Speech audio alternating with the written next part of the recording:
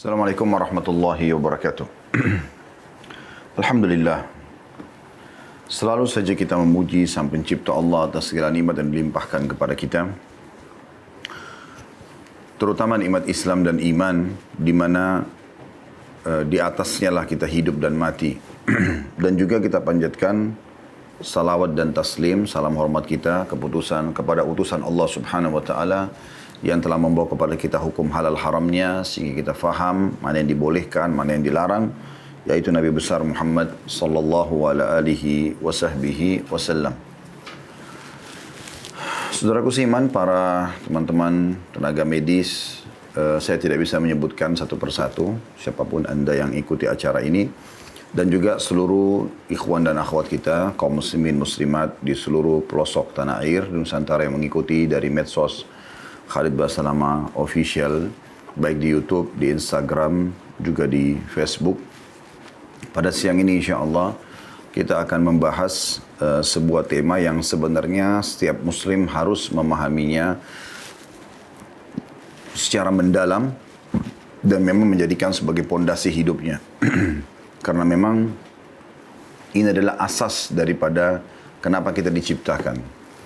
Bahkan syarat utama untuk menjadi seorang muslim, dia harus mengikrarkan dua kalimat syahadat. Dan potongan pertamanya adalah Asyhadu an la ilaha illallah wahdahu la syarikalah. Yaitu aku bersaksi tidak ada Tuhan. Tuhan artinya pencipta, pemilik, penguasa, yang menghidupkan, yang mematikan, yang menurunkan hujan, yang menggantikan siang dan malam, kecuali Allah. Dan tidak ada sekutu bersamanya. Ini teman-teman sekalian asas daripada setiap seorang muslim dalam melalui atau menelusuri kehidupan mereka di dunia dan akhirnya juga menuju ke akhirat. Ini adalah sumber kebahagiaan. Saya akan coba bagi menjadi beberapa poin supaya bisa lebih terstruktur ya bahasan kita tentang beriman kepada Allah Subhanahu wa taala. Pertama sekali dulu saya akan nyatakan poin pertama, teman-teman. Kebahagiaan kalau kita mengenal Tuhan hanya satu, yaitu Allah. Bagaimana tidak? Pada saat Anda melihat ke langit sana, apapun yang dijangkau oleh mata Anda di situ, apakah itu pergantian siang malam, hujan yang turun, bintang-bintang, ya planet-planet, dan yang tidak terjangkau oleh mata, masih banyak tentunya para ilmuwan pun menyatakan itu ya, masih terlalu banyak mungkin benda di angkasa sana, kalau bahasa agama kita makhluk yang tidak diketahui oleh manusia. Semua itu, ini disimpan dulu di samping. Kemudian juga semua yang Anda bisa jangkau di bumi. Misalnya, kita manusia dengan beragam macam perbedaan ya, paras wajah, postur tubuh, warna kulit, bahasa, ya, ini semuanya dengan karakter-karakternya tentunya. Begitu juga dengan hewan-hewan dari semut yang kecil sampai gajah yang besar, dengan ciri khasnya semuanya, populasinya gitu kan. Sistem pertahanan, pencernaan, dan segala macam yang para ilmuwan sudah mengadakan penelitian mendalam. Gitu. Begitu juga dengan pohon-pohon tumbuh-tumbuhan, dari rerumputan sampai ke pohon beringin. Dari hasil buah-buahan yang bisa diambil dari pohon tersebut, ini jeruk, ini apel, ini anggur, ini pepaya, ini durian, dengan beragam macam bentuk, warna, aroma, cita rasa. Begitu juga yang tidak terjangkau oleh mata kita, seperti adanya golongan jin. Kita nggak bisa jangkau dengan panca indera kita. Juga ada beberapa yang di tubuh kita sendiri, teman-teman sekalian, yang kita sebenarnya bisa merasakan tapi tidak nampak. Jadi tidak semua yang tidak bisa nampak itu tidak ada. Bahkan banyak bukti yang tidak nampak oleh mata manusia pun memang ada. Contoh misal, perasaan kita sendiri. Kita suka, benci, lapar, kenyang, mengantuk. Ya. Apa saja perasaan-perasaan ini kita bisa rasakan. Tetapi kita nggak bisa lihat wujudnya. Begitu juga teman-teman sekalian yang ada di kedalaman lautan, yang terjangkau oleh mata kita, ataupun tidak terjangkau oleh mata kita dari jumlah makhluk yang tidak terhitung. Jenis-jenis ikan, dan segala macam jenis makhluk yang ada di lautan itu, yang bahkan populasinya ada yang lebih banyak daripada manusia. Semua itu di langit, di daratan, di bumi, di kedalaman lautan, terjangkau atau tidak terjangkau oleh mata kita. Kata rahasianya adalah La ilaha illallah. Tidak ada Tuhan, pencipta, pemilik, penguasa, yang menghidupkan, yang mematikan, yang mengadakan, yang menghilangkan, yang menambah, yang mengurangi, kecuali Allah. Itu asas kebahagiaan. Ini poin pertama. Anda bisa bayangkan teman-teman kalau ini tidak ada dalam diri kita. Kita setiap kali lihat satu makhluk, kita bingung. Ini makhluk dari mana asalnya? Ya, bukankah itu yang terjadi pada orang-orang ateis? Mereka bingung pada saat melihat makhluk tertentu. Sampai muncullah teori Darwin yang masyhur. Karena dia menolak ada Tuhan namanya Allah. Dan tidak masuk di akal dia karena tidak nampak depan mata dia. Dan nanti insya Allah kita akan coba jelaskan kenapa Allah tidak nampak gitu kan. Dalam pandangan syariat Allah SWT tentunya. Maka dia selalu coba membuat ide-ide agar menolak adanya Tuhan itu. Dia buatlah ide yang sudah masyhur, manusia dari kerah. Hewan ini berubah jadi hewan ini, gitu kan. Kita lihat kalau di buku Darwin, tapi itu saya tidak sarankan Anda melihat. Tapi di buku dia buat ilustrasi-ilustrasi gambar. Kalau hewan laut itu akan keluar, dia itu cuma karikatur saja, keluar ke daratan, kemudian tiba-tiba dia bersayap, kemudian tiba-tiba berubah jadi burung, bisa terbang. Seperti itulah. Terus saja dia mengakali dan berusaha untuk mengutarakan ini dan itu demi untuk menolak ada Tuhan namanya Allah Subhanahu wa taala. Tapi ada satu statement yang disampaikan oleh Darwin dan itu tertulis dalam bukunya sampai dia meninggal. Dalam buku itu masih ada dan dia masih bingung dengan jawabannya. Yaitu dia setiap kali ketemu satu hewan atau apa dia langsung bilang sebelum ditanya oleh muridnya ini dari hewan ini. Dirasionalkanlah. Itulah contoh misalnya kerah yang bungkuk kecil berubah tiba-tiba agak tinggi, bungkukannya mulai tinggi terus tiba-tiba jadi manusia rontok semua bulunya dan segala macam. Satu waktu Allah Subhanahu wa taala permalukan Darwin dengan seekor burung merak. Dan itu ada statement di bukunya dia tulis, ya, dia pernah mau pergi mengajar di kelas murid-muridnya, ternyata ditemukan di depannya dia ada burung merak yang datang, kemudian tidak buat apa-apa, hanya sekedar mengepakkan sayapnya. Dan kita sudah tahu burung merak begitu indahnya, ya warna-warni, coraknya tertata begitu rapi. Gitu. Teman-teman nanti setelah acara kita bisa kembali lagi melihat di YouTube, mungkin ketik burung merak, lihat beragam macam, ada yang warna putih, ada yang warna pink, ada yang warna merah, ada yang warna biru, ada yang hijau, segala macam hal. Dan luar biasa indahnya. Yang jelas teman-teman burung merak ini nggak buat apa-apa. Cuma lewat depan Darwin, kepakin sayapnya, kemudian pergi. Maka Darwin terus berpikir, dari mana asalnya burung merak ini? Hewan apa yang kira-kira lebih dekat menurut dia yang bisa dia buat berita bohong kalau ini merak asalnya dari sini. Dan dia tidak temukan itu. Burung merak mau dikatakan masuk dalam kategori burung-burungan bersayap, tapi ya hewan apa yang mirip dengan dia dari hewan darat, dari hewan laut, dia nggak ketemu. Maka dia berkata sampai dia meninggal statement itu masih ada. Saya terus muak kalau mengingat burung merak yang saya temui pada saat menghalangi jalan saya, karena saya tidak pernah tahu dari mana asalnya. Jadi seorang ilmuwan yang sudah dianggap ya berilmu, berpengetahuan di kalangan orang-orang ateis, bingung dari mana asalnya burung merak. Anda kalau beriman kepada Allah Subhanahu wa taala, mau burung merak atau yang lainnya, sebagaimana saya bilang tadi, terjangkau tidak terjangkau di langit, di bumi, di lautan, ya. Kata kuncinya Allah penciptanya. Dan ini kebahagiaan yang luar biasa. Karena akhirnya kita tahu, oh ternyata kita sama saja dengan yang lainnya. Kita ini makhluk. Ya. Kita sama-sama ada di muka bumi ini, tentu dengan tujuan dasar, dan akhirnya kita juga nanti akan terarah kepada sebuah poin, oh ternyata pasti ada tujuan kenapa saya diciptakan. Dan Allah sebutkan itu dalam surah Az-Zariyat. A'udzubillahi minasyaitonirrajim wa ma khalaqtul jinna wal insa illa liya'budun. Aku tidak ciptakan, kata Allah, jin dan manusia kecuali untuk menyembah kepadaku. Baik. Poin yang kedua, teman-teman, saya coba ngajak teman-teman untuk tadabbur ayat-ayat Al-Quran. Dan saya berharap teman-teman bisa buka Al-Quran ya, lebih baik. Kalau misalnya Anda handphonenya lagi tidak dipakai untuk tonton live ini, Anda bisa lihat aplikasi Al-Quran. Atau kalau misalnya Anda menggunakan handphonenya, bisa pakai mushaf.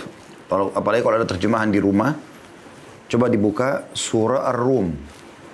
Ya, saya berharap teman-teman semuanya ikutin ini tadabburnya ya, supaya Anda mendapatkan fakta dan argumentasi tentang memang beriman kepada Allah itu. Bisa dibuka surah nomor 30 dalam Al-Quran, surah Ar-Rum, dimulai dari ayat 8. Saya akan coba baca sambil menunggu teman-teman yang lain kalau belum membuka surah Ar-Rum, surah nomor 30 mulai dari ayat 8. Saya bacakan, A'udzubillahi minasyaitonirrajim.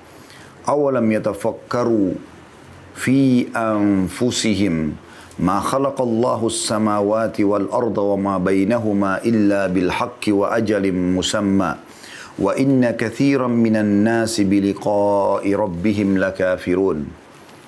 Terjemahannya, dan mengapa mereka tidak memikirkan tentang kejadian diri mereka. Manusia, dari mana kita asalnya? Ada surah juga dalam Al-Quran, teman-teman, namanya surah Al-Insan. Ya. Allah Subhanahu wa taala mengingatkan di ayat pertamanya,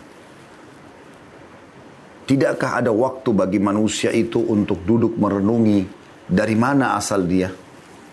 Dalam banyak ayat yang lain, dari air yang terhina, sperma. Kita tahu sperma itu, tentu bagi teman-teman yang sudah berumah tangga tidak asing lagi, sperma itu kalau dia sudah ditumpahkan oleh seorang pria, dia akan buang. Dia akan cuci, dia sudah buang. Padahal itu sebenarnya manusia, kita dari situ asalnya. Makanya Allah mengatakan ma'in mahin, air yang terhina sebenarnya. Perempuan pun begitu. Kalau sudah tertumpahkan sperma suaminya di rahimnya, mohon maaf saya bicara ini, tapi memang harus diungkapkan faktanya. Ya. Maka pada saat dia selesai berumur-umur, dia akan cebok, dia akan bersihkan, dia akan buang. Tertinggallah saja yang tertinggal dengan izin Sang Pencipta, mana yang akan membuahi sel telurnya nanti.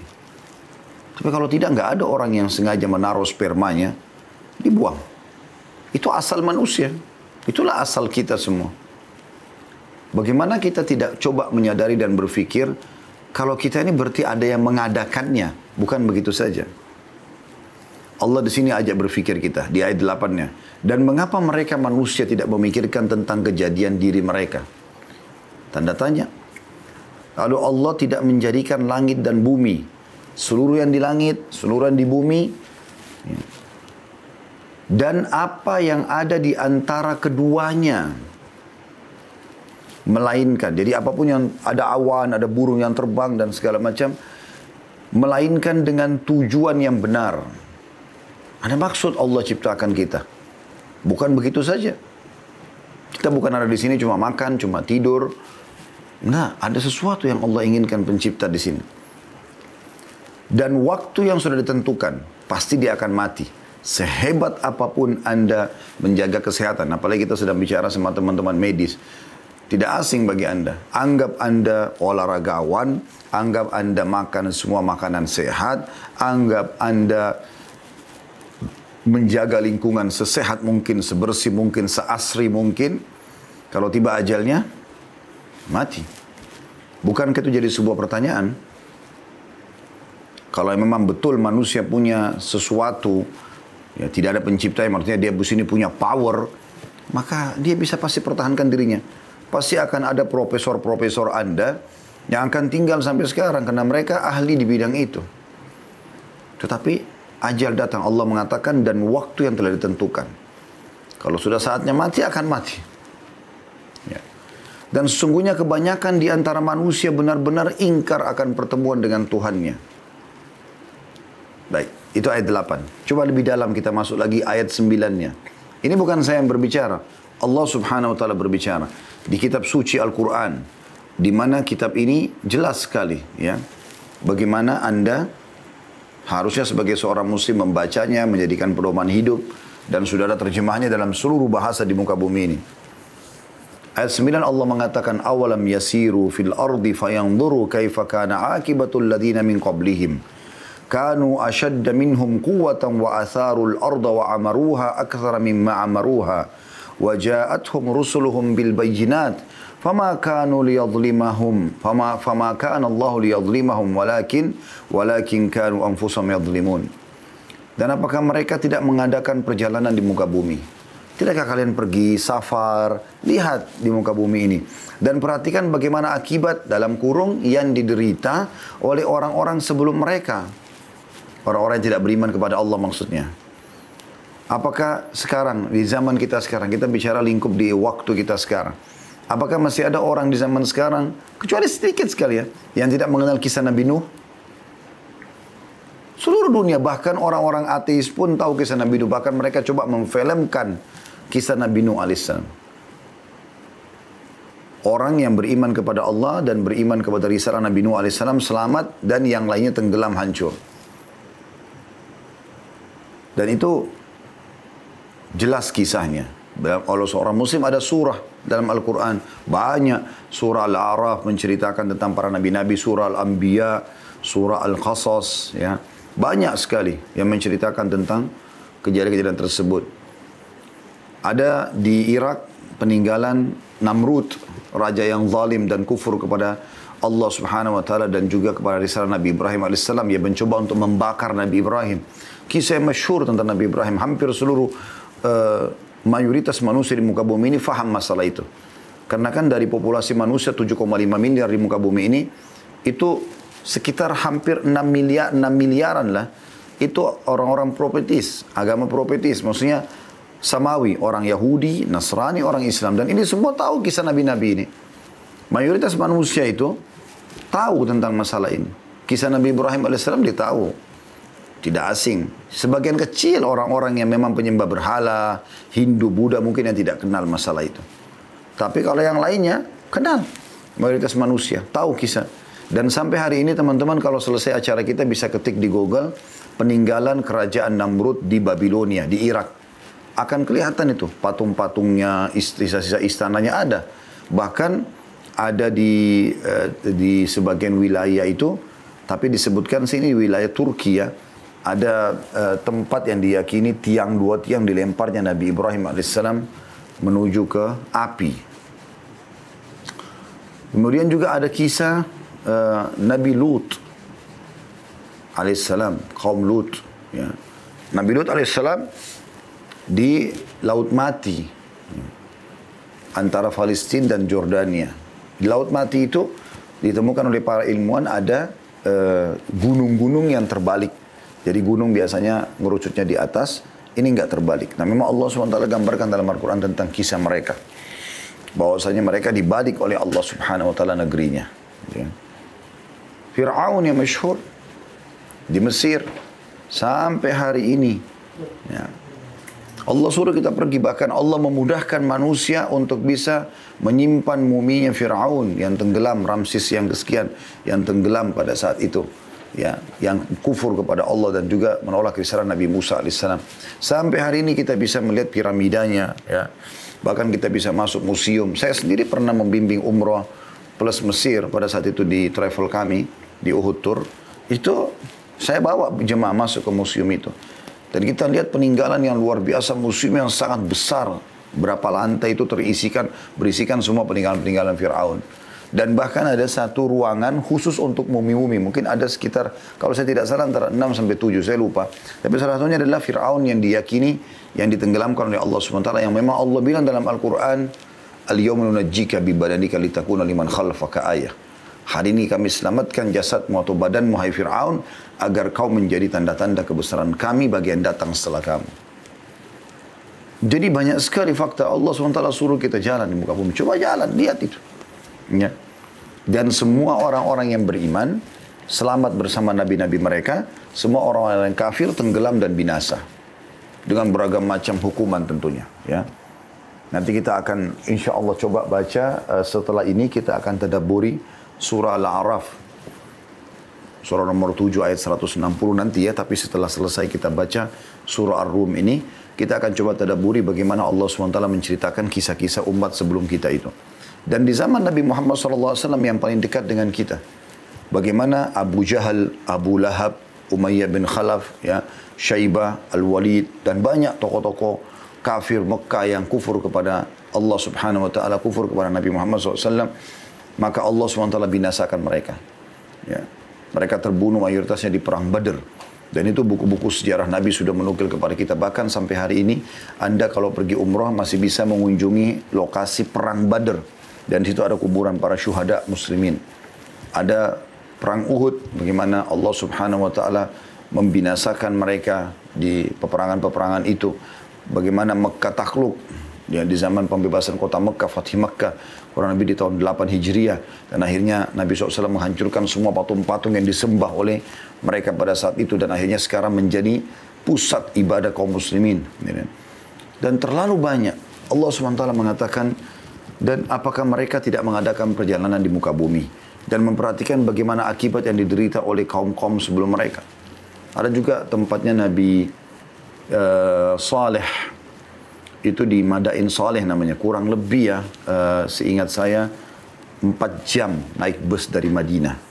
Insya Allah nanti kalau teman-teman umroh sudah dibuka lagi, setahu saya pemerintah Saudi juga akan sudah membuka diri untuk bisa para turis atau orang-orang umroh haji itu bisa mendatangi lokasi-lokasi bersejarah. Di antaranya itu dari kota Madinah sekitar 4 jam, Anda bisa datangi Madain Saleh. Saya pernah ke sana, ya. Jadi di situ peninggalan kaum Saleh, bagaimana bahkan ada gunung yang diyakini tempat keluarnya untanya Nabi Saleh yang mereka bunuh. Itu ada fakta-fakta dan bangunan-bangunan mereka masih ada. Allah Subhanahu Wa Taala menyuruh kita melihat itu semua. Ya. Kemudian teman-teman sekalian, Allah mengatakan orang-orang itu adalah lebih kuat dari mereka. Dari kita sekarang, mereka dulu itu lebih kuat secara fisik. Dan telah mengelola bumi serta memakmurkannya lebih banyak dari apa yang telah mereka makmurkan. Dan telah datang kepada mereka rasul-rasul mereka dengan membawa bukti-bukti nyata, dengan mukjizat. Maka Allah sekali-kali tidak berlaku zalim kepada mereka, akan tetapi mereka lah yang berlaku zalim kepada diri mereka sendiri. Lalu Allah selanjutnya mengatakan di ayat 10-nya, ثُمَّ كَانَ عاقبة الذين أساءوا السوء أن كذبوا بآيات الله وكانوا بها يستهزئون. Kemudian akibat orang-orang yang mengerjakan kejahatan adalah siksaan yang lebih buruk karena mereka mendustakan ayat-ayat Allah dan mereka selalu mengolok-oloknya. Uniknya manusia ini, mereka dari bayi jalan pun belum bisa, lalu dibuatlah tahapan itu oleh Sang Pencipta Allah. Karena tidak mungkin nggak ada tahapan ini. Kita pun sebagai orang tua, saya masih punya bayi di rumah. Alhamdulillah, Masya Allah. Tapi saya lihat sendiri, kemampuan saya di mana sebagai seorang ayah untuk memaksakan dia jalan dan berlari, belum bisa. Harus mengikuti proses. Nah, proses ini siapa yang membuatnya? Kenapa dia bayi dulu keluar, kecil, masih belum bisa buat apa-apa, bahkan mungkin penglihatannya belum terlalu jelas, pendengarannya segala macam. Kemudian datang tahapan-tahapan, setelah itu mulailah dia tengkurap, mulailah dia merespon, mulailah dia, seperti teman-teman sudah tahu semuanya, tentunya tidak asing di alam kita manusia. Kemudian mulailah dia merangkak, kemudian mulai dia duduk, mulai dia berjalan satu-satu tertati-tati, kemudian mulai dia berlari, mulailah dia bisa berbicara, itu pun awalnya belum fase, sampai dia tahapan seperti kita. Subhanallah, manusia banyak melupakan tahapan itu. Allah SWT mengatakan dalam ayat lain, فَإِذَا هُوَ خَصِيمُ مُبِينٌ. Yang uniknya manusia setelah begitu mereka besar, begitu mereka jadi sarjana, tiba-tiba jadi pembangkang yang nyata. Nggak ada Tuhan. Mana Tuhan? Mana buktinya? Datangkan kepada saya. Loh, kamu sendiri dari mana asalmu? Kok bisa tidak berpikir? Gitu. Kalau tidak ada Tuhan, bagaimana semua ini bisa ada? Masuk akal nggak teman-teman? Anda lagi di rumah masing-masing sekarang. Masuk akal nggak rumah Anda tiba-tiba ada tanpa ada yang membangunnya? Tanpa ada yang merancang, menata bangun. Nggak ada insinyurnya, nggak ada tukang batunya. Nggak bakal bisa terjadi. Listrik, sekarang juga ini. Anda sekarang mengikuti ceramah kita. Apakah tiba-tiba ada begitu saja internet ini tanpa ada yang mengaturnya semuanya? Pasti kan ada penataannya. Tidak mungkin. Nah, kadang-kadang manusia subhanallah tidak berpikir. Keran aja di kamar mandi Anda, kalau tidak ada yang buka, tidak akan nyala api airnya. Kan tertutup. Tapi kadang-kadang mereka tidak berpikir itu. Bahkan subhanallah di depan matanya hujan turun. Awan jalan, turun air. Dia juga masih belum berpikir, oh ternyata ada yang menata itu. Ada penciptanya. Pergantian siang malam. Lampu ini tidak akan nyala kalau tidak ada yang nyalakan, tidak ada yang atur instalasi listriknya. Bagaimana dengan pergantian siang malam? Tiap hari kita alami malam, terbenam matahari gelap. Masa nggak ada yang atur tuh? Terus tiba-tiba pagi terbit matahari terang. Masa nggak ada yang atur? Bodoh benar manusia tidak berpikir ke situ. Nah, kebahagiaan kita tadi saya bilang di poin pertama tadi. Ini kan kita sudah di poin kedua, tadabbur ayat ya. Poin pertama tadi adalah kebahagiaan kalau Anda sudah mengenal Tuhan Anda Allah. Karena semua ini ngerucut nanti, oh ternyata cuma satu Tuhannya. Ini loh. Ini loh Raja, ini loh Tuhan yang memang menciptakan saya dan tinggal saya ikutin. Kemudian ayat 11-nya Allah mengatakan, Allahu yabda'ul khalqa thumma yu'iduhu thumma ilaihi turja'un. Allah lah yang telah menciptakan dalam kurung manusia dari permulaan. Setiap sperma sampai sel telur ketemu. Ya. Saya sampai pernah bilang sama istri saya, kita ini hanya dapat status orang tua. Nggak ada andil saya, nggak ada andil kamu sedikit pun ya, di anak kita ini. Kita cuma status. Saya pemilik sperma, kamu pemilik sel telur. Dan ada yang mengatur sistem itu. Berapa banyak sperma sudah tertumpahkan. Dan berapa yang membuahi sel telur. Dihitung jari. Bahkan secara medis sudah terbukti.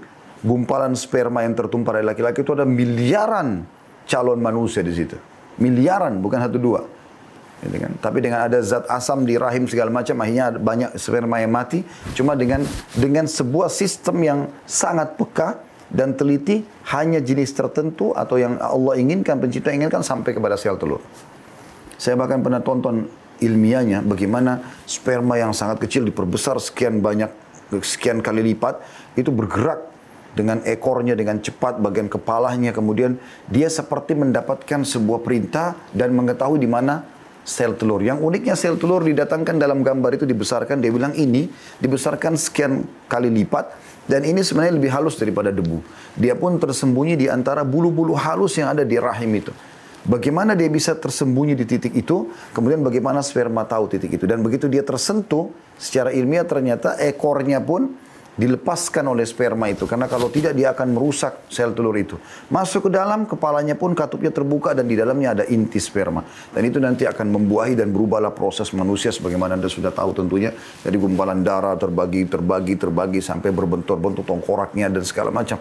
Saya waktu lihat itu luar biasa secara ilmiah. Bagaimana memang keajaiban penciptaan itu ada. Dan sangat bodoh orang kalau menganggap dirinya tidak ada Tuhannya. Gitu kan. Maka Allah mengatakan, Allah lah yang menciptakan kalian, hai manusia.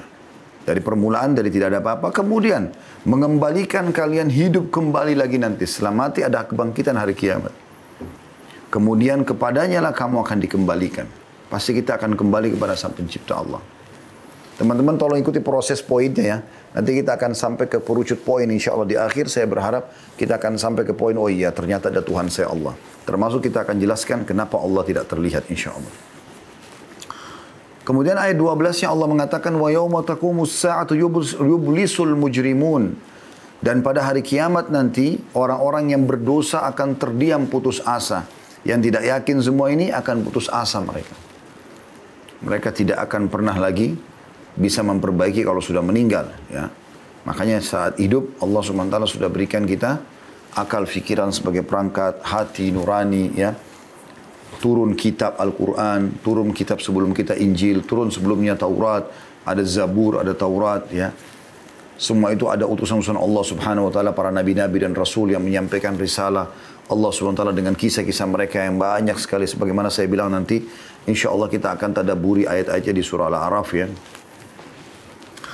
Ayat 13-nya, "Walam yakun lahum min syurakaihim syufa'a'u wa kanu bi syurakaihim kafirin."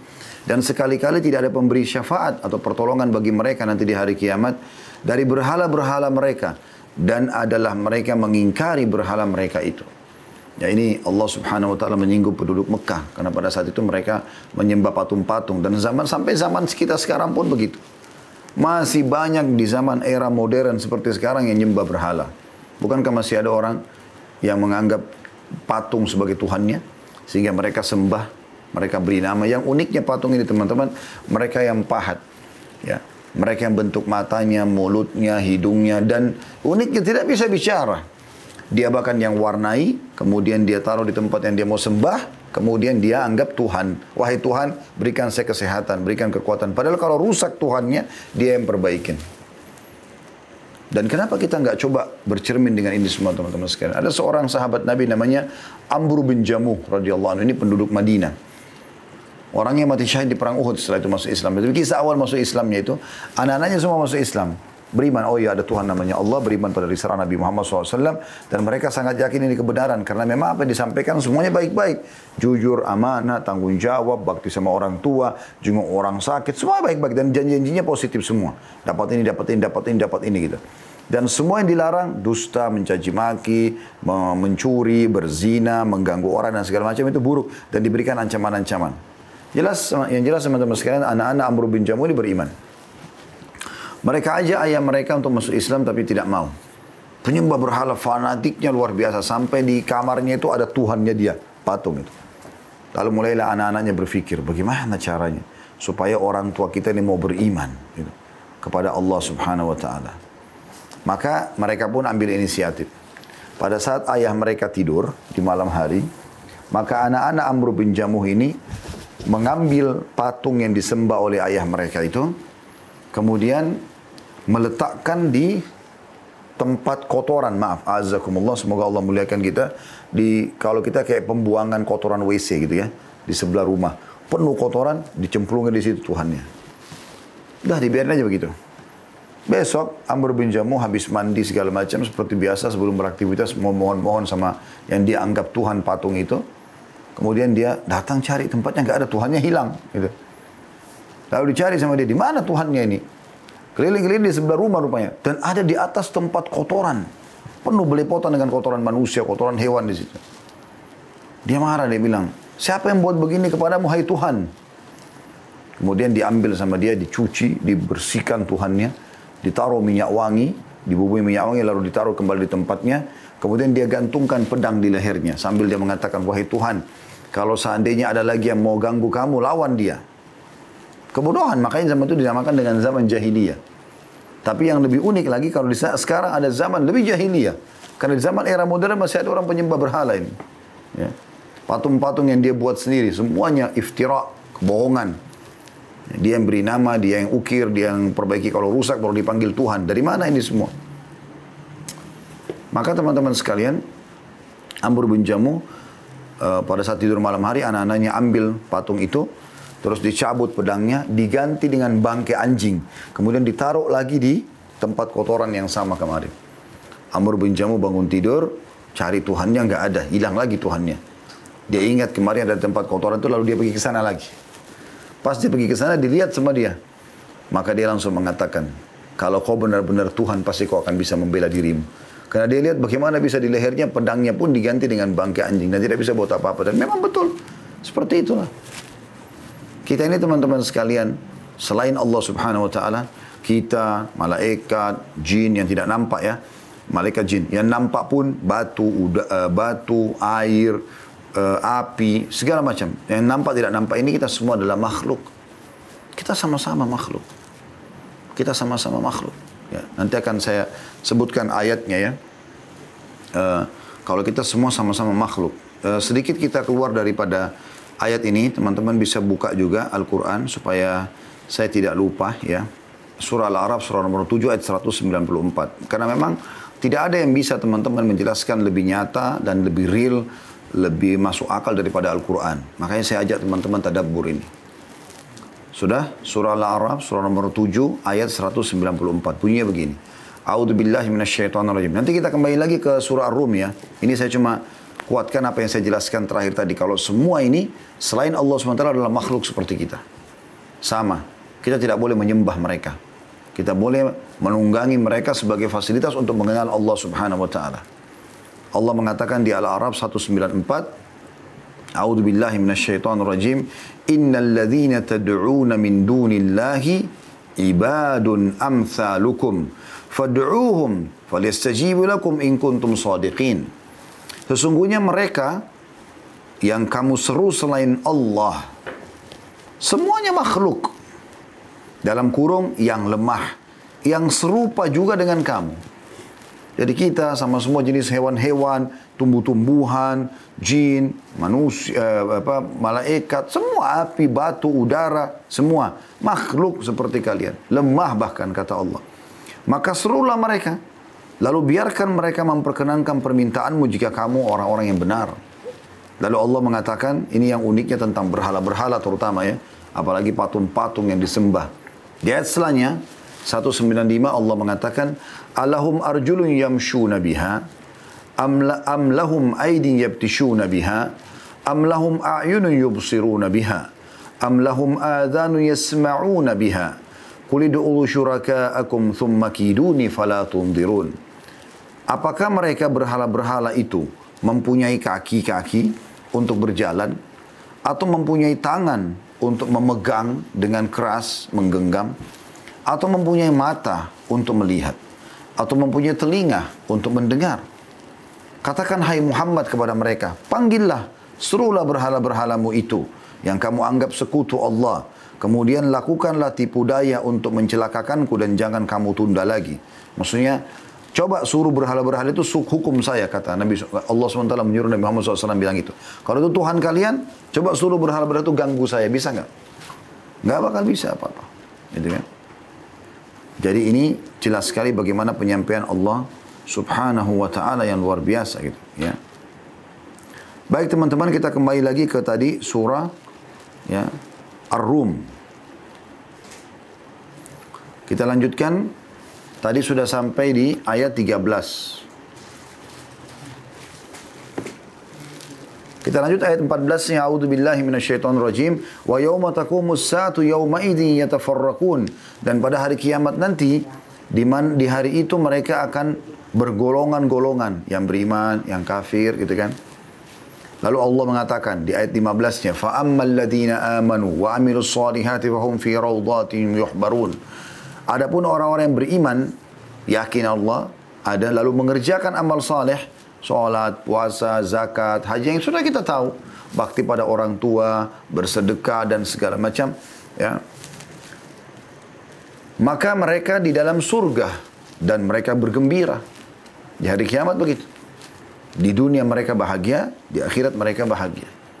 Di dunia ini orang beriman semuanya bahagia teman-teman. Kenapa tidak bahagia? Orang kita tahu kita diciptakan oleh Allah SWT ada tujuannya dan kita sudah tahu tujuannya, kita kerjakan tujuan itu. Kan itu luar biasa gitu. Dan kita boleh makan, boleh minum, boleh mengejar prestasi terbaik kita. Kalau orang beriman tidak boleh makan, tidak boleh biologis, tidak boleh minum, tidak boleh pakai baju bagus, tidak boleh kejar prestasi. Mungkin wajar orang tidak beriman. Tapi orang beriman silakan. Yang penting konsepnya 5 huruf. Halal. Dan jauhi 5 huruf. Haram. Dan semua yang haram itu jauh lebih sedikit daripada yang halal. Halal lebih banyak. Allah haramkan babi, Allah ganti dengan sapi, kambing, kelinci, ayam, semua hewan air. Banyak. Haram itu cuma sebagai ujian saja Allah berikan. Di akhirat mereka meninggal masuk surga abadi dalam kegembiraan yang luar biasa. Itu Allah janjikan di ayat 15. Ayat 16-nya Allah mengatakan, ada juga kelompok-kelompok yang tidak mau kufur kepada Allah. Wa ammal ladzina kafaru wa kadzdzabu bi ayatina wa liqa'il akhirati fa ulaika fil adzabi muhdharun. Adapun orang-orang yang kafir dan mendustakan ayat-ayat kami, maksudnya Al-Qur'an, serta mendustakan menemui hari akhirat, maksudnya akan menuju ke akhirat. Mana ada itu akhirat, mana itu surga dan neraka. Serta mendustakan menemui hari akhirat, maka mereka tetap berada di dalam siksaan atau neraka. Wa na'udzubillah. Ayat 17-nya, wa subhanallahi hina tumsuna wa hina tusbihun. Maka bertasbihlah kepada Allah di waktu kamu berada di petang hari dan juga di waktu kamu berada di waktu subuh. Maksudnya ibadah semua. 24 jam waktu menggunakan untuk taat kepada Allah Subhanahu wa taala. Ya. Kita makan, minum, tidur, walaupun ada hal yang mubah bisa jadi ibadah di sisi Allah Subhanahu wa taala kalau kita niatkan untuk memberikan hak jasad kita misalnya dan seterusnya. Jadi hal yang wajib, hal yang sunnah, ya, hal yang mubah, semua kita silakan nikmati. Yang haram dan makruh jauhi. Ayat 18-nya, walahul hamdu fis samawati wal ardi wa 'ashiyyan wa hina tudhirun. Dan baginya lah, n-nya besar kata ganti Allah, ya. Segala puji di langit dan di bumi, dan di waktu kamu berada pada petang hari, dan di waktu kamu berada di waktu zuhur. Maksudnya, semua yang di langit dan bumi ini bertasbih kepada Allah Subhanahu wa ta'ala. Mereka bertasbih kepada Allah Subhanahu wa taala. Teman-teman juga nanti bisa kuatkan kalau nonton di YouTube, ketik cuplikan keajaiban ciptaan Allah ya. Ada alam hewan dan segala macam, kita bisa lihat itu. Bahkan subhanallah yang uniknya, saya pernah mendapatkan sebuah jawaban yang sangat bagus gitu dari beberapa ulama muslim waktu ditanya kenapa rata-rata yang jadi ilmuwan di zaman kita sekarang dengan adanya teknologi ini justru orang-orang non muslim, bahkan orang ateis. Kalaupun dia Nasrani, maka kita temukan dia ateis ya, ateis dia. Dia tidak yakin tentang Allah Subhanahu wa taala. Kenapa mereka? Apa sebabnya gitu? Kenapa bukan orang-orang beriman yang sudah tahu ada ayat Al-Qur'an yang bisa ditadabburi? Ya teman-teman, jawabannya sangat luar biasa. Yaitu mereka mengatakan, para ulama kita mengatakan, ya karena memang kita sudah beriman kepada Allah. Mereka belum beriman kepada Allah. Mereka belum beriman kepada Allah. Justru karena mereka tidak beriman kepada Allah, Allah buat mereka yang mengadakan penelitian di dalam laut, di daratan, di udara, bahkan sampai ke bulan, supaya mereka mentok nanti, oh ternyata ada penciptaan. Memang betul. Para ilmuwan mereka mengatakan luar biasa. Ya, saya berapa kali lihat cuplikan itu, para ilmuwan ateis itu cuma bisa mengatakan luar biasa pertahanannya serangga kecil ini. Luar biasa sistem pencernaannya hewan ini. Akhirnya mereka juga mengakui. Lalu dari mana itu semua? Terjadi begitu saja kah? Tanpa ada penciptanya? Kita alhamdulillah sebagai orang muslim sudah dapat bocorannya. Allah SWT memperkenalkan tentang dirinya. Sebentar lagi teman-teman, mulai dari ayat 20 kita lihat bagaimana Allah kenalkan dirinya. Lebih dalam lagi. Mulai dari ayat 19 bahkan. Di sini Allah bilang, kita baca ayat 19 sampai selanjutnya beberapa ayat ke depannya. Allah itu yukhrijul hayya minal mayyiti wa yukhrijul mayyita minal hayy wa yuhyil arda ba'da mautiha wa kadzalika tukhrajun. Dialah Allah yang mengeluarkan yang hidup dari yang mati. Telur kalau kita pecahin masih cair, kita goreng kan makan. Tapi subhanallah Allah bisa mengeluarkan yang hidup di situ. Kalau dibiarkan diperam oleh induk ayam, maka akan jadi anak ayam. Bagaimana bisa cairan itu tiba-tiba berbentuk-bentuk dari anak ayam pecah lalu hidup, lalu berkembang biak? Ya. Pohon yang sudah mati, batu, kena hujan, ada lumut, hidup. Dan mengeluarkan yang mati dari yang hidup. Seperti misalnya kita ada luka, kemudian tiba-tiba kulit-kulit yang kita bisa bilang kulit mati keluar dan segala macam. Dan menghidupkan mati sesudah bumi, menghidupkan bumi setelah matinya. Jadi ada tanah-tanah tandus, berapa kali mungkin teman-teman bisa lihat ya. Mungkin lewat di sebuah daerah, Anda lihat di situ tandus. Tidak terlihat pecah-pecah tanahnya gitu. Tapi subhanallah, Allah turunkan hujan sekali saja, tiba-tiba subur. Saya pernah subhanallah waktu itu masih kontrak beberapa tahun di Jakarta.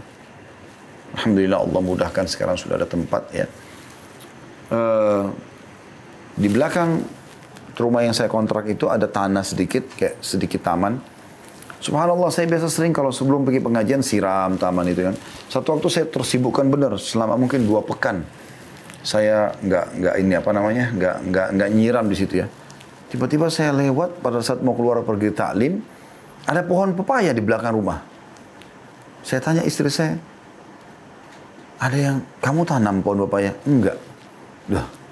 Kok bisa subhanallah? Tidak ada juga biji pepaya kami pernah lempar di situ. Kok bisa tumbuh itu?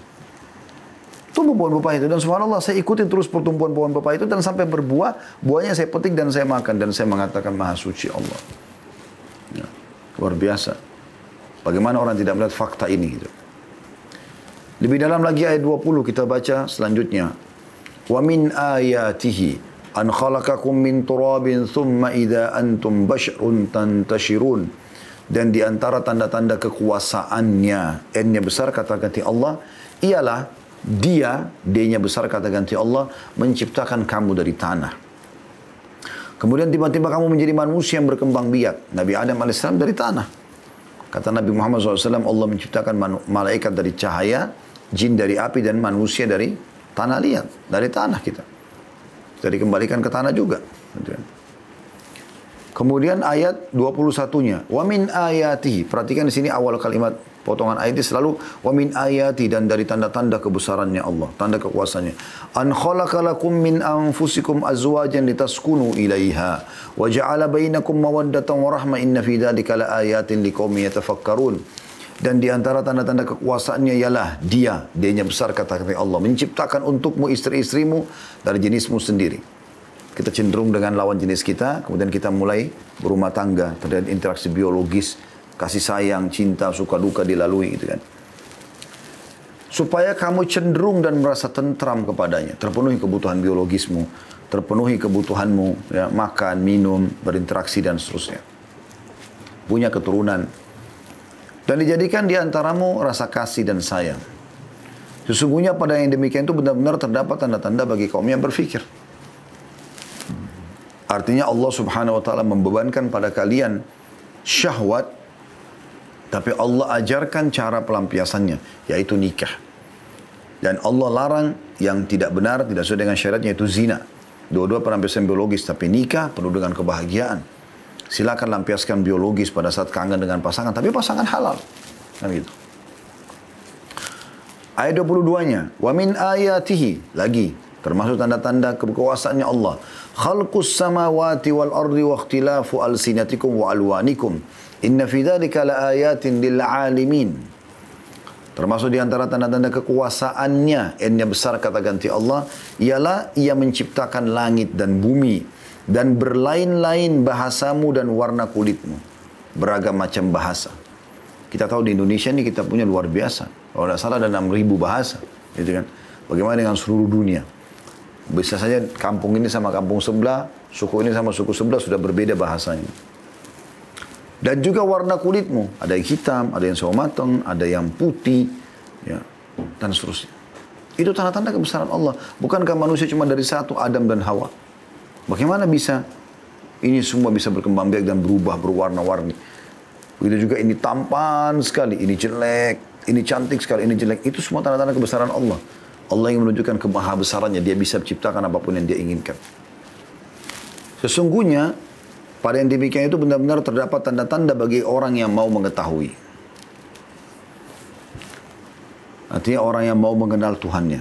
Di ayat 23-nya, wa min ayatihi, lagi diulangi, dan tanda-tanda kekuasaannya Allah. Manamukum bil-laili wan-nahari wabtigha'ukum min fadli. Inna fi dzalika laayatin liqaumin yasma'un. Dan di antara tanda-tanda kekuasaannya adalah tidurmu di malam hari.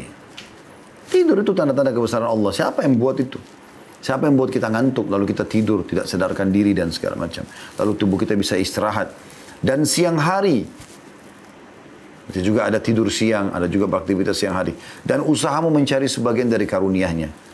Kita terfikir untuk kuliah, prestasi, bekerja, bisnis, dan segala macam.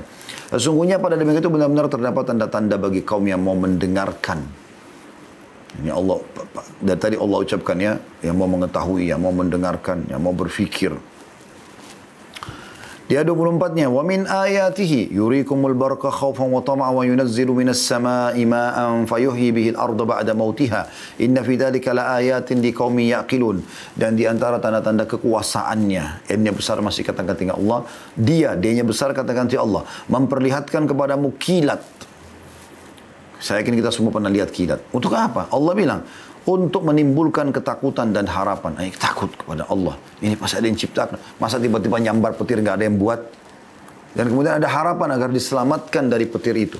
Mintanya kepada siapa? Ya, telah membuat petir itu. Dan D-nya lagi besar, menurunkan hujan dari langit. Bagaimana bisa teman-teman sekalian, Anda tidak berpikir bahwasanya itu adalah ada yang mengaturnya. Gitu kan? Bagaimana bisa tiba-tiba turun hujan tanpa ada yang menumpahkan dari langit? Tidak mungkin. Mustahil. Enggak. Ya kan kadang-kadang kita bisa pernah lihat, mungkin teman-teman berapa kali menyaksikan. Saya pernah jalan di jalan tol, ini hujan deras, di sebelahnya nggak hujan sama sekali. Siapa yang mengatur? Itu kan luar biasa gitu. Saya pernah mau keluar rumah, pengalaman pribadi dari rumah waktu itu. Kemudian teman-teman sekalian, mau pergi taklim, biasanya sebelum pergi taklim saya siram tanaman depan rumah. Nah memang saya pribadi suka dengan itu gitu kan. Subhanallah, biasanya saya kalau siram itu, saya pasti selesaikan baru saya pergi pengajian. Waktu itu biasanya saya jam 9 keluar, jam 10 mulai taklim misalnya. Terus saya agak telat, setengah 10 saya baru keluar. Saya bimbang antara saya lanjutin siram air, tanaman, atau saya langsung pergi taklim gitu kan. Tapi kesan juga tumbuhan ini makhluk Allah juga gitu. Saya mau cari pahala juga, itu kan dapat pahala kalau kita merawat makhluk Allah gitu kan. Yang jelas teman-teman sekalian pada saat itu subhanallah, hikmah Allah. Padahal panas matahari ya. Saya lagi siram, tiba-tiba ada hujan yang biasa kita bilang hujan lari ya. Hujan aja sepintas, set. Hujan berapa detik gitu. Terus hilang hujannya. Tapi itu semua wilayah yang di dekat sempat saya tinggal di Condet, itu semuanya basah. Hanya hitungan detik. Lalu saya mengatakan maha suci Allah. Subhanallah. Allah kalau mau semuanya selesai. Mungkin saya pribadi manusia yang lemah ini, makhluk yang lemah, butuh untuk menyiram seluruh tanaman saya tidak kurang dari 20-30 menit baru bisa menyelesaikan semua. Ini dengan hitungan detik semuanya bisa kena. Maha suci Allah. Makanya Allah mengatakan dan dia menurunkan hujan dari langit. Lalu menghidupkan bumi dengan air itu sesudah matinya. Tanah kering pun gersang kena air hujan hidup. Sesungguhnya pada demikian itu benar-benar terdapat tanda-tanda bagi kaum yang mempergunakan akalnya. Ayat 25-nya, wa min ayatihi an taqumas sama'u wal ardu bi amri, thumma idza da'akum da'watan minal ardi idza antum takhrujun. Dan termasuk di tanda-tanda kekuasaan Allah ialah berdirinya langit tanpa tiang kita bisa lihat, dan bumi dengan iradahnya, dengan keinginannya Allah. Bumi ini bisa kita cocok tanam, bisa kita bangun di atasnya, bisa kita ambil hasilnya. Kemudian apabila dia memanggilmu, Allah memanggil, ya, sekali panggilan nanti di hari kiamat dari bumi, maka pada satu kalian keluar dari kuburan. Lalu Allah bilang di ayat setelahnya, dan ini luar biasa penutupannya ya. Bagaimana Allah subhanahu wa ta'ala mengatakan, وَلَهُ مَنْ فِي السَّمَاوَاتِ وَالْأَرْضِ كُلٌّ لَهُ قَانِتٌ. Dan kepunyaannya lah Allah, semua atau siapa saja yang ada di langit dan di bumi, semuanya hanya kepadanya tunduk. Ya. Saya tutup dengan ayat 27-nya ya. وَهُوَ الَّذِي يَبْدَأُ الْخَلْقَ ثُمَّ يُعِيدُهُ وَهُوَ أَهْوَنُ عَلَيْهِ وَلَهُ الْمَثَلُ الْأَعْلَى فِي السَّمَاوَاتِ وَالْأَرْضِ وَهُوَ الْعَزِيزُ الْحَكِيمُ. Dan dialah yang menciptakan manusia dari permulaan. Jadi sudah kita jelaskan dari sperma dan sel telur, kemudian berubah menjadi kumpalan darah, daging, dan seterusnya. Kemudian yang juga akan mengembalikan atau menghidupkannya kembali setelah hancur di kuburan ya, atau setelah dalam kuburan, karena kata Nabi SAW, semua tubuh kalian akan dimakan oleh tanah kecuali tulang ekor kalian, yang darinya lah Allah menghidupkan kalian lagi. Dan menghidupkan kembali nanti hari kiamat adalah lebih mudah baginya, bagi Allah SWT daripada menciptakan awal. Dan baginya lah sifat yang maha tinggi di langit dan di bumi, dan dialah yang maha perkasa lagi maha bijaksana. Ini teman-teman sekalian luar biasa bagaimana ayat-ayat Allah SWT. Ini baru sebagian kecil ya yang kita pelajari dari ayat-ayat Al-Quran, yang bagaimana Allah Subhanahu wa ta'ala memperkenalkan dirinya.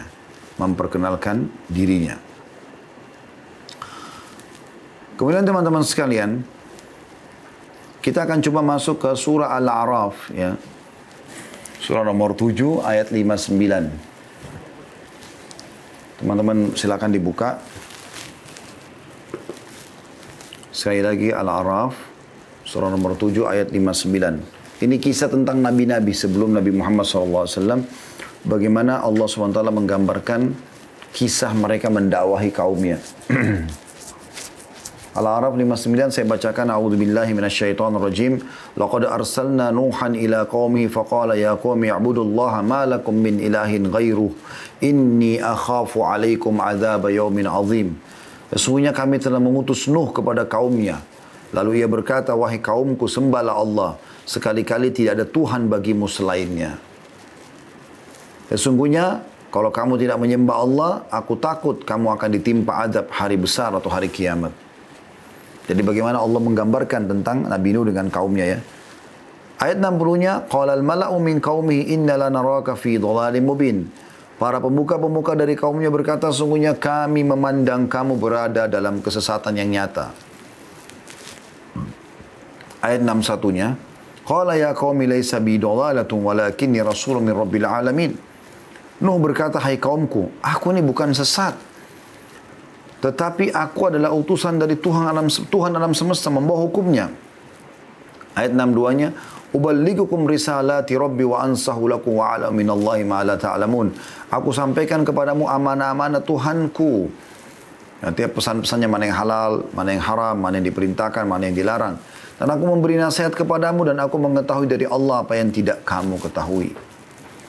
Ayat 63-nya, "Awa ajibtum an ja'akum dzikrum min rabbikum ala rajulin minkum liyunzirakum wa litattaqu wa la'allakum turhamun." Dan apakah kamu tidak percaya dan merasa heran bahwa datang kepada kamu peringatan dari Tuhanmu dengan perantara seorang laki-laki dari golonganmu agar dia memberi peringatan kepadamu dan mudah-mudahan kamu bertakwa dan supaya kamu mendapat rahmat. Artinya, kenapa kalian heran ya melihat dan menyaksikan bahwasanya utusan Allah dari kalangan manusia? Karena ini banyak, hampir seluruh umat-umat sebelum kita yang kufur kepada risalah para nabi, mereka mengatakan, masa kamu sih utusan Allah? Masa kamu manusia? Padahal sebenarnya Allah sengaja mengutus dari kalangan manusia supaya kita mudah untuk mengikuti. Kalau dari kalangan malaikat, mungkin mereka tidak tidur. Mereka tidak pernah ada kekurangan. Ya, mereka bahkan malaikat diciptakan langsung. Diciptakan oleh Allah, dewasa, bisa bekerja langsung, bisa bertugas. Kalau kita kan prosesnya melahirkan, bahkan nabi-nabi dan termasuk Nabi Muhammad SAW sendiri melalui proses seperti kita. Dari sperma ayahnya ketemu sel telur sampai jadi manusia, dari masa kanak-kanak dulu dan seterusnya sampai dewasa, sampai akhirnya diutus menjadi nabi. Ayat 64-nya, "Fakadzabuhu fa'anjaynahu walladzina ma'ahu fil fulki wa agraqna alladzina kadzabu biayatina innahum kanu qauman amin." Dan maka mereka mendustakan Nuh. Kami enggak mau tahu. Kau enggak mungkin utusan Allah. Ya, Allah itu siapa? Mereka kufur, lalu mereka tetap sembah berhala. Kemudian kami selamatkan dia, Nuh, dan orang-orang yang bersamanya dalam bahtera. Dan kami tenggelamkan orang-orang yang mendustakan ayat-ayat kami. Sungguhnya mereka adalah kaum yang buta mata hatinya. Kemudian Allah ceritakan Nabi yang lain, Nabi Hud alaihissalam kepada kaum Ad. Ayat 65-nya, "Wa ila 'adin akhahum Huda, qala ya qaumi ibudullaha ma lakum min ilahin ghairu afala tattaqun." Dan kami mengutus juga kepada kaum Ad, saudara mereka Hud. Maksudnya dari kalangan mereka sendiri, kayak kita orang Indonesia dari orang Indonesianya gitu kan. Ini dari suku Ad sendiri. Maka Hud berkata, "Hai kaumku, sembahlah Allah. Sekali-kali tidak ada Tuhan bagimu selain darinya. Maka mengapa kamu tidak bertakwa kepadanya? Kenapa kau tidak mau patuh kepada Allah?" Qala al-mala'ul ladzina, setelahnya ayat 66, "Qala al-mala'ul ladzina kafaru min qaumi inna lanaraka fi safaha. Inna lanaraka fi safahatin wa inna lanadhunnuka minal kadhibin." Pemuka-pemuka kaum yang kafir dari kaumnya berkata, "Sesungguhnya kami benar-benar memandang kamu dalam keadaan kurang akal." Kau ini bodoh, Hud. Dari mana kau ngomongin ada Tuhan tidak kelihatan? Gitu kan.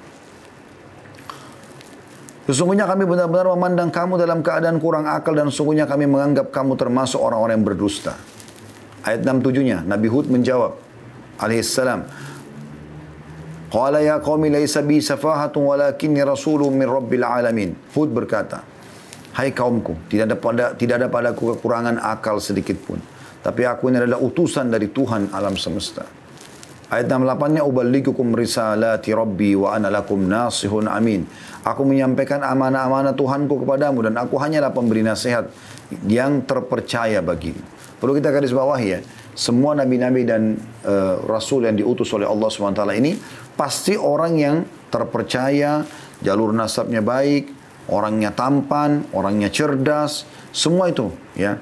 Sehingga memang kaumnya tidak ada hujjah, tidak ada argumentasi untuk menolak sebenarnya. Ayat 69-nya, "Awa ajibtum an ja'akum dzikrum min rabbikum ala rajulin minkum liyunzirakum wadhkuru idh ja'alakum khulafa'a min ba'di qaumi nuhin wa zadakum bil khalqi bastah fadhkuru ala Allahi la'allakum tuflihun." Dan apakah kamu tidak percaya dan heran bahwa datang kepadamu peringatan dari Tuhanmu yang dibawa oleh seorang laki-laki di antaramu untuk memberi peringatan kepadamu? Maksudnya kenapa kau heran kalau utusan Allah itu adalah manusia supaya mudah kau ikutin. Dan ingatlah, oleh kamu sekalian di waktu Allah menjadikan kamu sebagai pengganti-pengganti yang berkuasa sesudah lenyapnya kaum Nuh. Jadi ternyata kisah Nabi Nuh itu masyhur di kaumnya Nabi Hud, kaum Ad. Karena yang selamat pada saat terjadi banjir besar Nabi Nuh hanya yang ada di kapal Nabi Nuh saja, alaihi salatu wassalam.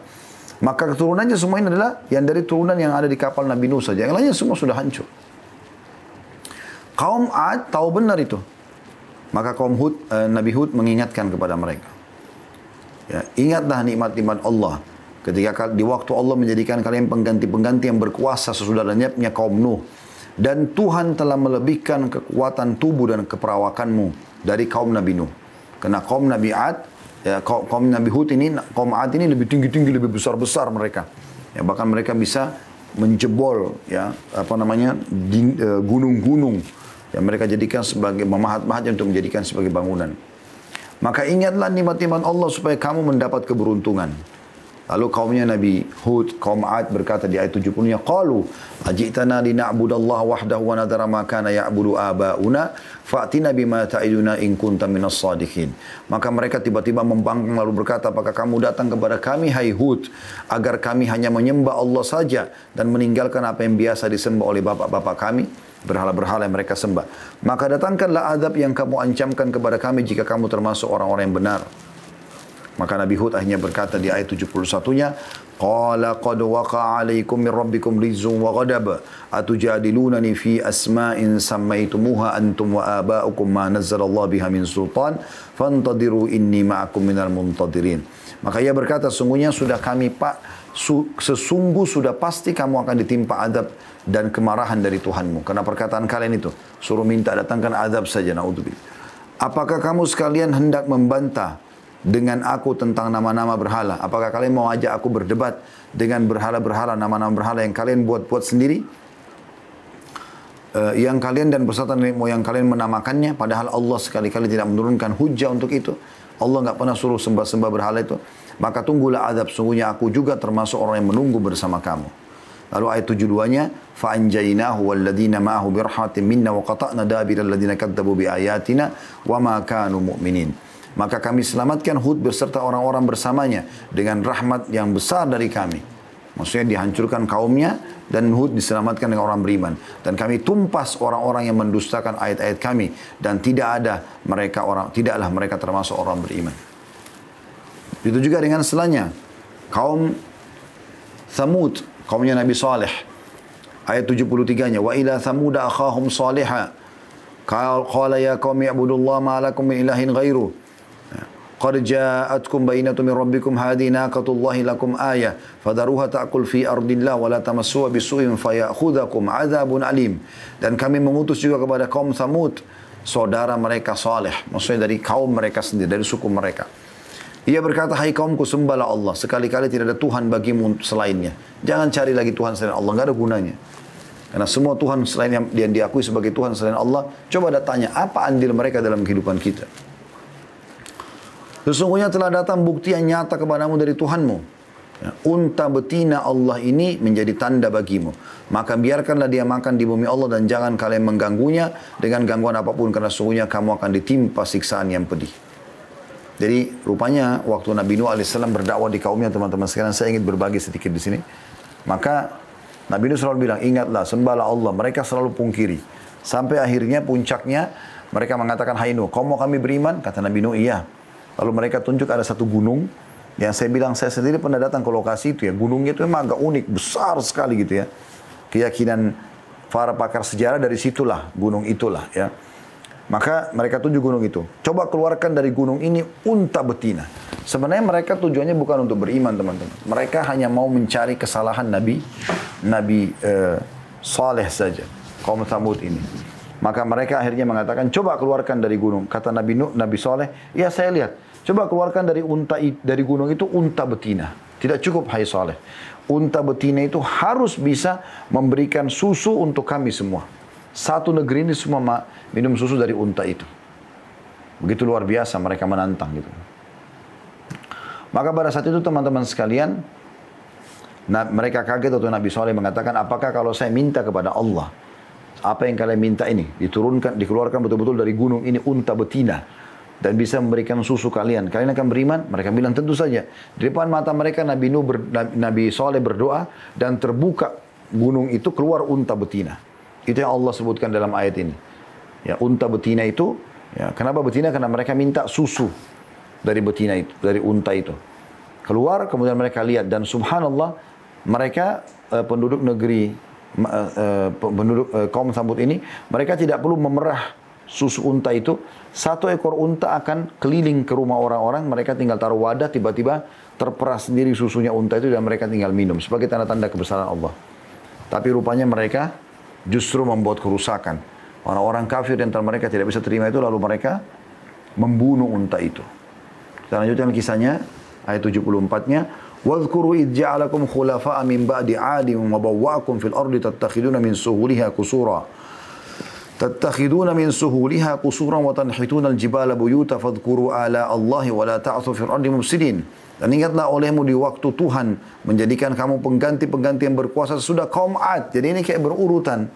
Tadi kaum Ad, kaumnya Nabi Hud, itu setelah Nuh. Tapi mereka tetap kufur, Allah binasakan. Datang lagi nih kaum Samud, sama kufur lagi. Nabi Saleh ingatkan lagi, ingatlah di waktu Tuhan menjadikan kamu pengganti-pengganti yang berkuasa sesudah kaum Ad dan memberikan tempat bagimu di bumi. Kamu dirikan istana-istana di tanah-tanahnya yang datar dan kamu pahat gunung-gunungnya untuk dijadikan rumah. Dan maka ingatlah nikmat-nikmat Allah dan janganlah kamu merajalela di muka bumi membuat kerusakan. Ya. Ayat 75-nya. Qala al-mala'u alladhina istakbaru min qaumihi lilladhina istud'ifu liman amana minhum ata'lamuna anna salihan mursalan min rabbi qalu inna bima ursila bihi mu'minun. Maka pemuka-pemuka tokoh Nabi Saleh yang sombong, mereka berkata kepada kaumnya ya, yang dianggap lemah, yang telah beriman kepada Nabi Saleh, tahukah kamu, apakah kamu yakin bahwasanya Saleh diutus menjadi rasul dari Tuhannya? Mereka menjawab, sesungguhnya kami beriman kepada wahyu yang Saleh diutus untuk menyampaikannya. Maksudnya yang telah beriman kepada risalah Nabi Saleh mengatakan, ya tentu saja kami yakin dia utusan Allah, dia bawa kebenaran. Qala alladziina istakbaru di ayat 76-nya. Dan berkatalah kaumnya yang menyombongkan diri, inna billadzi amantu bihi kafirun. Sesungguhnya kami adalah orang-orang yang tidak percaya kepada apa yang kamu beriman itu. Lalu ayat 77, fa'akarun naqata wa'atu an amri rabbihim wa qalu ya Salih utina bima ta'iduna in kunta minal mursalin. Kemudian mereka sembelih unta betina itu dan mereka berlaku angkuh terhadap perintah Tuhan dan mereka berkata, hai Saleh, datangkanlah apa yang kamu ancamkan kepada kami jika betul kamu adalah utusan Allah. Maka ayat 78-nya Allah menggambarkan fa'akhadathumur rajfatu fa'asbahu fi darihim jathimin. Karena itu mereka ditimpa gempa. Maka jadilah mereka mayat-mayat yang bergelimpangan di tempat tinggal mereka sendiri. Ayat 79-nya. وَتَوَلَّ عَنْهُمْ وَقَالَ يَا قَوْمِ لَقَدْ أَبْلَغْتُكُمْ رِسَالَةَ رَبِّي وَنَصَحْتُ لَكُمْ وَلَكِنْ لَا تُحِبُّونَ النَّاصِحِينَ. Maka Saleh meninggalkan mereka seraya berkata, hai kaumku, sesungguhnya aku telah menyampaikan kepadamu amanah Tuhanku. Aku telah sampaikan syariatnya. Dan aku telah memberi nasihat kepadamu. Tetapi kamu tidak menyukai orang-orang yang memberikan nasihat. Kita tutup dengan kisah Nabi Lut ya setelah ini. Karena ini kisah Nabi banyak sekali, ada 25 Nabi dan Rasul. Tapi kita ambil contoh-contohnya saya, karena ini berurutan kisah yang disampaikan. Di ayat 80-nya tentang kisah Nabi Lut alaihissalam. Walutan idh qala di qaumi ata'atuna al-fahishata ma sabakakum biha min ahad minal alamin. Dan kami juga mengutus Lut kepada kaumnya. Ingatlah tak kala dia berkata kepada mereka. Kalau kata-kata ingat dalam Al-Quran maksudnya pelajarilah ya. Mengapa kamu mengerjakan perbuatan fahisyah, perbuatan keji, buruk, yang belum pernah dikerjakan oleh seorang pun di dunia ini? Apa yang mereka kerjakan? Ayat 81 menggambarkan, innakum la ta'tuna ar-rijala syahwatan min dunin nisa, bal antum qaumun musrifun. Sesungguhnya kalian atau kamu mendatangi laki-laki untuk melepaskan nafsumu kepada mereka, bukan kepada wanita. Malah kamu ini adalah kaum yang melampaui batas. Jadi rupanya mereka suka homoseksual. Jadi kaum wanita itu tidak ada yang dinikahi kecuali 1-2 orang hanya untuk memberikan keturunan. Bahkan saking buruknya kaum Lut ini, ya naudzubillah, Allah SWT binasakan mereka kalau mereka lagi di kafenya ya, di restoran atau apa, sementara nunggu orderan mereka bisa homoseksual di tempat duduk itu. Wa naudzubillah. Jadi perbuatan yang fahisyah, yang buruk sekali. Ayat 82-nya, wa ma kana jawaba qaumi illa an qalu akhrijuhum min qaryatikum innahum unasun yatatahharun. Maka kaumnya Nabi Lut menjawab, usirlah Lut dan pengikut-pengikutnya dari kotamu ini. Sungguhnya mereka adalah orang-orang yang berpura-pura mensucikan diri. Pura-pura aja tuh nggak mau homo. Udah, kita usir saja mereka. Lalu ayat 83-nya Allah mengatakan, فَأَنْجَيْنَاهُ وَأَهْلَهُ إِلَّا امْرَأَتَهُ كَانَتْ مِنَ الْغَابِرِينَ. Maka kemudian kami selamatkan dia, maksudnya Nabi Lut, dan pengikut-pengikutnya kecuali istrinya, istri Nabi Lut. Karena istri Nabi Lut tidak mau beriman dan malah mendukung kaumnya dalam melakukan homoseksual. dia termasuk orang-orang yang tertinggal atau dibinasakan. Ayat 84-nya, wa amtarna alaihim matara fandur kaifa kana akibatul mujrimin. Dan kami turunkan kepada mereka hujan batu dan perhatikan bagaimana kesudahan orang-orang yang berdosa itu. Sampai hari ini masih ada ya. Saya bilang tadi di Laut Mati antara Jordan sama Palestina itu tempat peninggalan kaum Lut. Setelahnya ada kisah Nabi Shu'aib di negeri Madian, ada Musa di Mesir ya, dan Palestina. Ini semua kisah-kisah cukup banyak, panjang lebar tentang masalah ya kuasa Allah Subhanahu wa taala ya orang-orang yang telah Allah selamatkan bersama dengan orang beriman dan Allah binasakan orang-orang yang kafir ya. Baik teman-teman, yang poin ketiga dan mungkin saya fokuskan di sini ya. Ada 4 poin, kita tutup dengan ini. Poin ketiganya adalah saya ingin menjawab, kalau ada yang bertanya lebih jauh, teman-teman mengatakan, lalu Ustaz, Allah ada di mana? Kenapa Allah tidak terlihat? Setelah panjang lebar kita jelaskan dari 2 poin itu, maka jawabannya adalah teman-teman sekalian, perlu Anda tahu bahwasanya semua nabi-nabi memang belum ada yang bertemu langsung atau melihat secara langsung Allah Subhanahu wa taala. Makanya Anda bisa buka di surah Al-A'raf, masih surah yang sama tadi ya. Al-A'raf Anda buka di ayat 143-nya. Kisah tentang Nabi Musa alaihissalam. Ya. Nabi Musa alaihissalam terkenal sebagai kalimullah. Nabi yang Allah ajak ngomong, gitu kan, ajak ngobrol. Tetapi untuk menyampaikan tentang hukum-hukum Allah SWT. Tapi di sini Nabi Musa pada saat sedang menerima Taurat selama 40 hari di Bukit Tursina, dia sempat minta kepada Allah agar diperlihatkan Allah itu. Allah memperlihatkan dirinya untuk dia gitu. Lalu Allah ya, memperlihatkan kepada Musa keajaiban yang luar biasa, bagaimana gunung-gunung berhancuran, bertabrakan pada saat memang dia minta kepada Allah SWT agar melihat Allah itu. Artinya gunung-gunung dan semua makhluk Allah tidak ada yang mampu menampung kedatangan Allah SWT. Dan bagaimana Musa AS pingsan pada saat itu. Kita dengarkan ayatnya dalam surah Al-A'raf 143. A'udzu billahi minasyaitonir rajim. Walamma jaa Musa limiqatina wa kallamahu rabbuhu qala rabbi arini anzur ilaik. قال لن تراني ولكن انظر إلى الجبل فإن استقر مكانه فسوف تراني فلما تجلى ربه للجبل جعله دكا وخر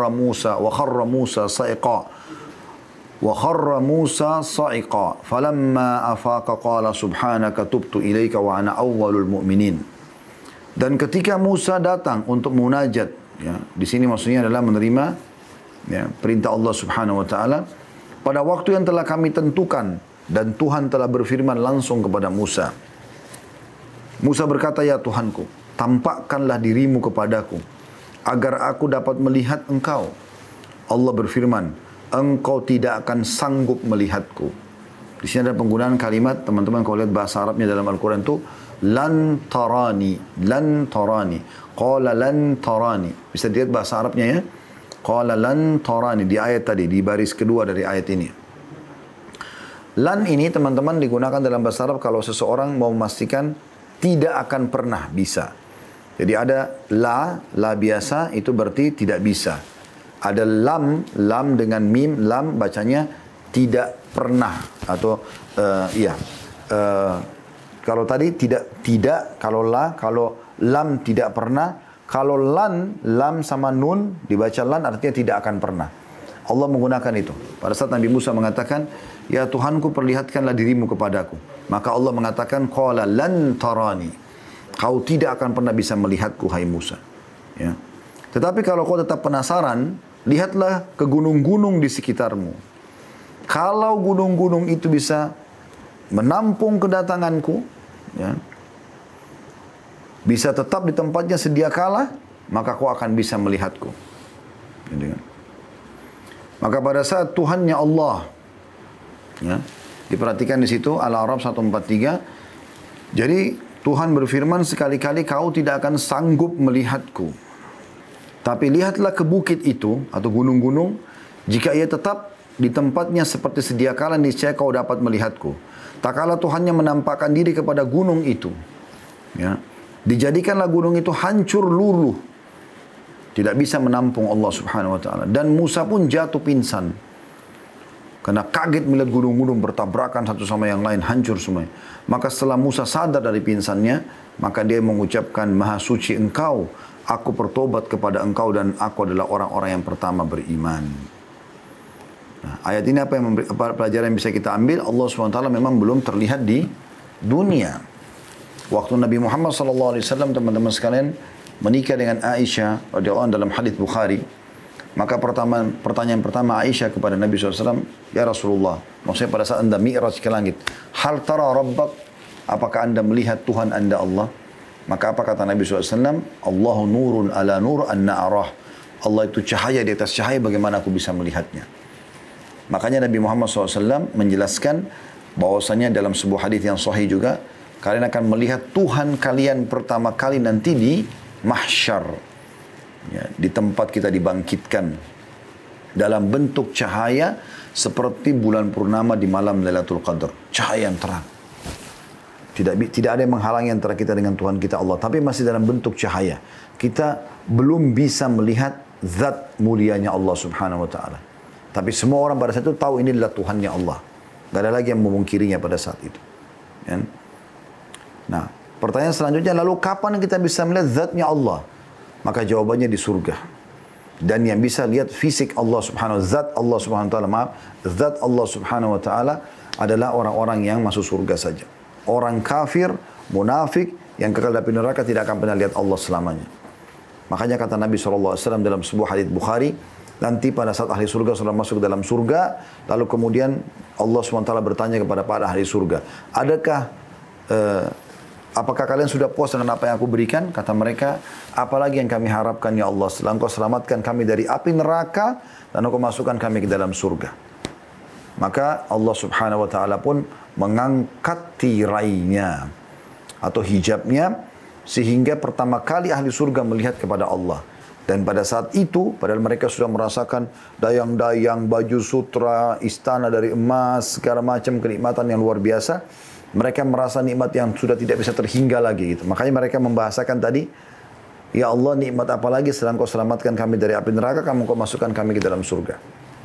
Maka Allah pun mengangkat hijabnya, kemudian mereka melihat Allah pertama kalinya, ahli surga di situ.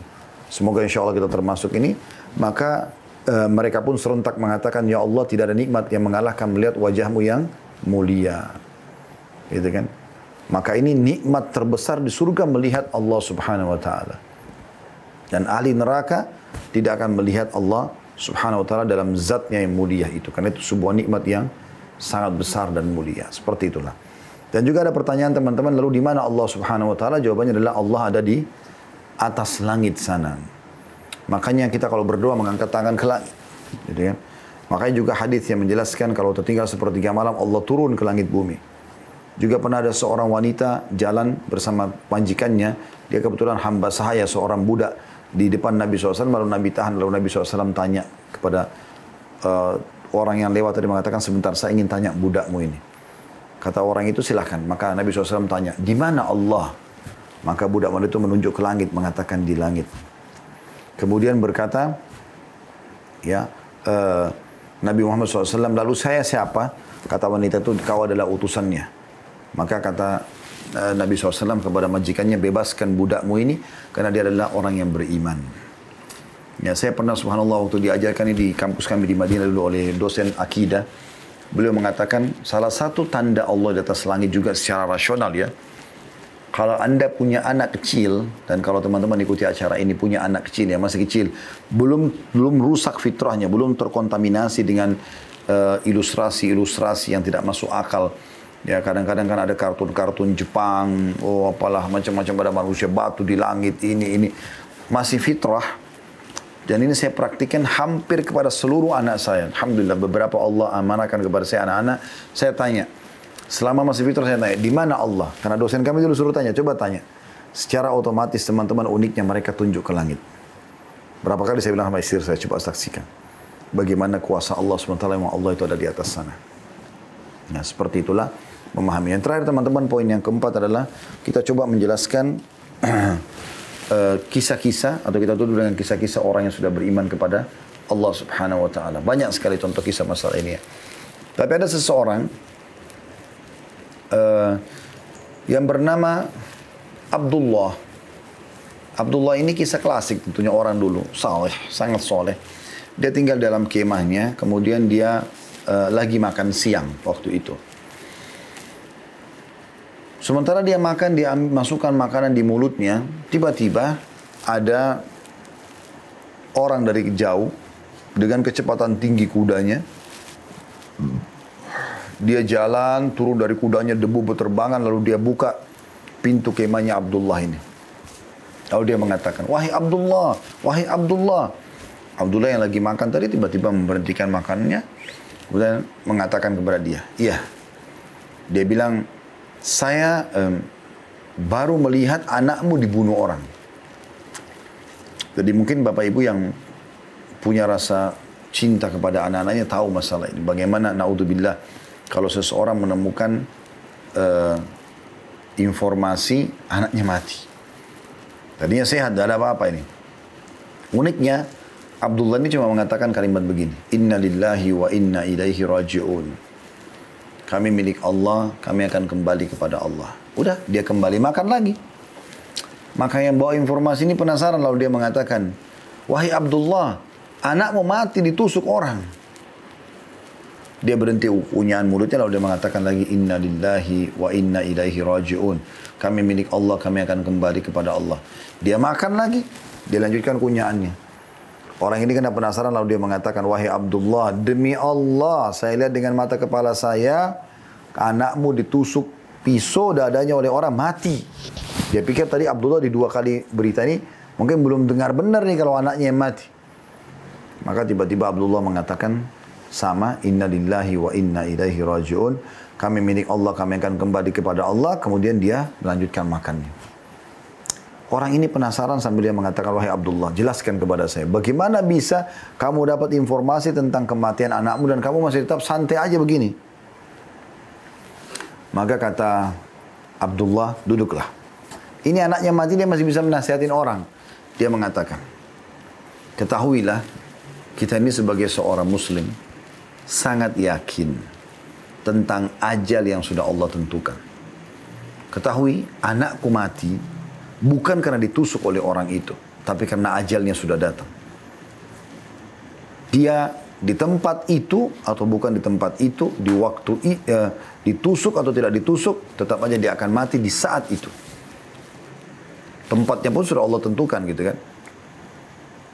Maka itu cuma proses. Lalu untuk apa saya balas dendam?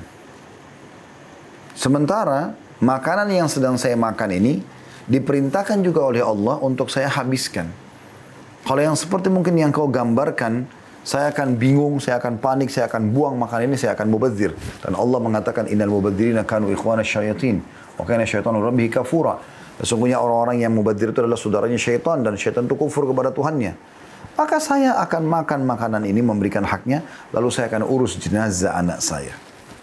Begitu mudahnya orang beriman melalui permasalahan yang sangat berat di mata sebagian orang yang tidak beriman kepada Allah atau kurang beriman kepada Allah. Kita tahu teman-teman dengan kisah yang lain, ada seseorang juga salafus saleh, tapi saya tidak temukan namanya siapa. Orang ini dia lakukan perjalanan perniagaan dari negeri Syam, dari Irak ke negeri Syam ya pada saat itu. Dan zaman dulu orang cuma andalkan cahaya matahari. Jadi mereka jalan di siang hari kayak kita sekarang ini, jalan terus keliling-keliling sampai kalau maghrib tiba malam, mereka nginap di situ. Tunggu besok pagi terbit matahari baru mereka jalan lagi. Supaya terang, mereka belum punya penerangan kayak kita sekarang. Transportasinya juga masih sangat sederhana sekali kan. Masih kuda, unta zaman dulu gitu. Maka orang ini pun teman-teman sekalian, pas tiba maghrib, setelah perjalanan ya seharian, dia berada di tengah hutan. Dan pada saat itu gelap, dia tidak bisa buat apa-apa. Maka dia ambil kesimpulan untuk tidur di situ. Dia wudhu, dia jamak salat maghrib isya, lalu dia tidur. Di awal malam, kayak kita sekarang sekitar jam 11 malam, jam 12 malam, dia bangun untuk salat tahajud. Dia ceritakan tentang dirinya. Lalu kemudian dia bilang, saya salat. Begitu saya selesai salat 2 rakaat, tiba-tiba saja di depan mata saya ada seekor harimau yang membuka mulutnya dengan besar dan akan menerkam saya. Kelihatan harimau ini memang sudah kelaparan, akan menerkam saya. Pada saat itu saya tiba-tiba berpikir, kalau saya tiba-tiba meninggalkan, saya lari misalnya, maka tetap harimau ini akan bisa menangkap saya, menerkam saya. Karena memang dasarnya dia lebih kuat dan lebih menguasai hutan itu. Dan tentu matanya lebih terang. Ya, Allah SWT berikan kelebihan seperti itu hewan. Ya. Mereka bisa memangsa di malam hari. Maka dia bilang, pada saat itu muncul keimanan saya kepada Allah, lalu saya mengatakan, wahai harimau. Dia bilang, saya bicara dengan harimau itu, wahai harimau. Kalau seandainya Allah yang telah menciptakan aku dan kamu mengutusmu untuk memakanku, aku tidak akan melawan. Tetapi kalau seandainya engkau datang hanya untuk mengganggu ibadahku kepada Allah, ini aku lagi mau sholat malam, maka aku akan minta kepada Allah yang telah menciptakan aku dan kamu untuk menghancurkanmu. Dalam kisah ini dinukil oleh para ulama salaf tentang kisah nyata beriman kepada Allah. Tiba-tiba harimau tersebut yang tadinya matanya melotot, gigi taringnya diperlihatkan, tiba-tiba meredupkan pandangan matanya, menutup mulutnya lalu meninggalkan orang saleh. Benang merah apa yang kita bisa ambil pelajaran dari sini? Bagaimana harimau pun yang buas adalah ciptaan Allah Subhanahu wa taala. Seluruh yang di langit dan di bumi adalah milik Allah. Maka bergantung menyembah Allah adalah sebuah kata kunci kebahagiaan yang luar biasa. Allahu a'lam. Tentu teman-teman saya ajak untuk semua yang mengikuti acara kita sekarang ini, baik yang sekarang ataupun siaran ulangnya nanti, jangan luput untuk mendengarkan ceramah kami berhubungan dengan ini. Judulnya Kenalilah Tuhanmu Kau Akan Bahagia. Dan yang kedua, judulnya Saudaraku Ini Adalah Rahasia Rezekimu. Ini ada 15 kiat untuk menambah rezeki. Kemudian yang ketiga adalah, ada bahasan saya juga, Saudaraku Inilah Pondasi Agamamu. Kemudian juga yang keempat adalah Mutiara Musibah dan Cobaan. Semua ini insya Allah akan menambah dan menguatkan keimanan Anda kepada Allah Subhanahu wa ta'ala.